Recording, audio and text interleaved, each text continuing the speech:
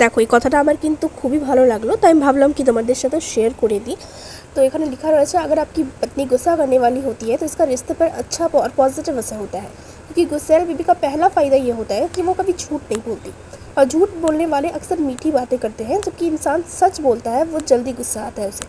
और इसलिए अगर आपकी पत्नी गुस्सा करती है तो बात को समझिए कि वो आपसे कभी झूठ नहीं बोलेगी और ना ही किसी तरीके की झूठ बर्दाश्त करेगी।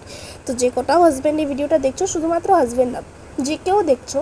আর এই যে মেসেজটা এখানে দেওয়া হয়েছে, এটাও আমি বলবো শুধুমাত্র শুধু ওয়াইফের জন্য না, আমাদের চারিপাশে যে মানুষজনদেরকে আমরা দেখি আমাদের বন্ধুর রূপে বা আত্মীয় রূপে, তাদের সবার জন্য কিন্তু এটা অ্যাপ্লিকেবল।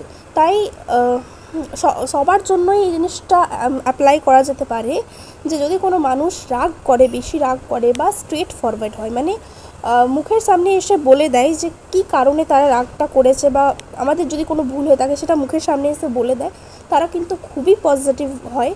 আর এমনও ধরনের মানুষ থাকে যারা কিন্তু অনেক প্রবলেম হয়তো আমাদের সাথে তাদের হবে, আনওয়ান্টেড কারণও হবে, কিন্তু সেটা পিঠ পেছনে গিয়ে বলবে আর মুখের সামনে এত মিষ্টি মিষ্টি কথা বলবে যেমন ধরো গলিয়ে দেবে। তো সেই মানুষজনদের থেকে সাবধান। আর কারণ যারা খুব মিষ্টি কথা বলে তারাই কিন্তু অনেক বেশি ডেঞ্জারাস হয়।